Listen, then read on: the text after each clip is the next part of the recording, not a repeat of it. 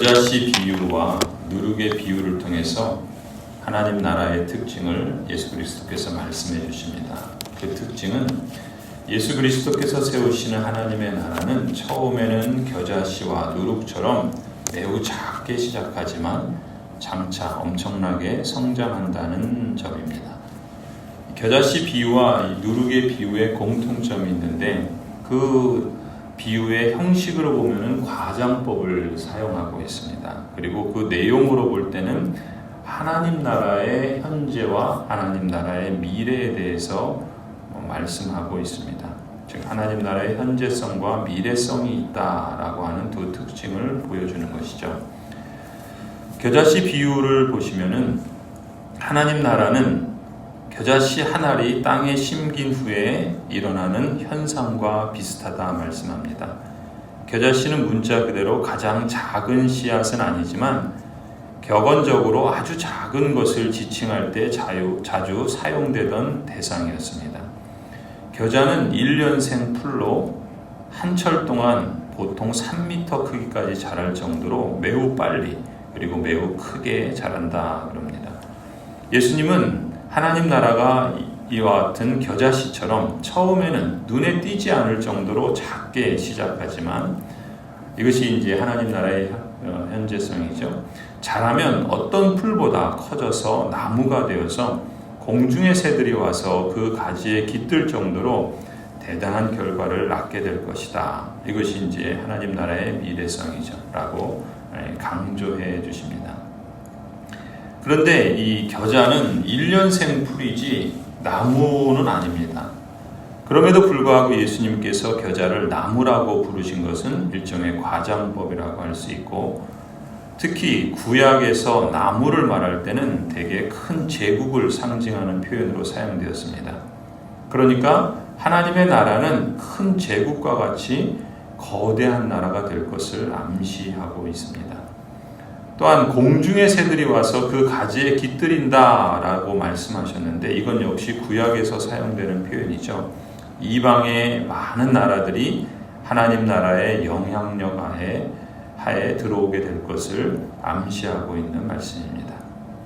예수 그리스도께서는 이처럼 하나님 나라의 복음을 당시 가장 큰 나라인 로마 제국의 수도 로마가 아니라 변두리 식민지 국가인 이스라엘, 그것도 이스라엘의 수도 예루살렘도 아니고 갈릴리 촌구석에서 하나님 나라의 복음을 전파하기 시작합니다. 예수님의 이런 사역은 세상의 눈으로 볼 때는 별로 눈에 띄지 않는 미미한 그런 시작에 불과하죠. 마치 겨자씨처럼. 하지만 하나님 나라의 복음은 그로부터 한 세대가 지나가기도 전에 로마 제국의 수도 로마에까지 퍼져나갑니다. 그리고 마침내는 온 제국 그리고 더 나아가서 그 주변 나라들이 하나님 나라의 복음의 영향에 들어오게 되죠. 그리고 오늘날에 이르러서는 온 세계 거의 모든 민족이 하나님 나라의 영향하에 들어오는 결과를 가져오고 있습니다. 이러한 현실은 바로 예수님의 비유가 의미하는 바를 우리에게 더욱 확증해 준다라고 볼 수 있겠죠. 이처럼 겨자씨와 같이 별로 눈에 띄지 않을 정도의 보잘것없는 하나님 나라의 모습, 그 시작으로부터 나무로까지 표현되는 엄청난 영향력을 갖게 되는 하나님 나라의 그 거대한 그 장엄한 그 모습들로 기결된다는 것이 이 하나님 나라의 특징입니다. 시작과 끝이 확연히 대조되죠. 그리고 그 과정에 성장의 과정으로 연결되어 있다는 것을 예수 그리스도께서는 말씀해 주십니다. 그렇게 보면은 우리가 이 하나님의 나라가 이 땅에 현재 임하여 있지만 사실 작고 또 부족하다는 느낌을 받을 때가 있습니다. 그리고 하나님의 나라의 그 복음을 증거하는 사역들이 때로는 영향력을 미치지 못하고 열매를 맺지 못하는 것 같아서 실망하고 낙심할 때가 있습니다.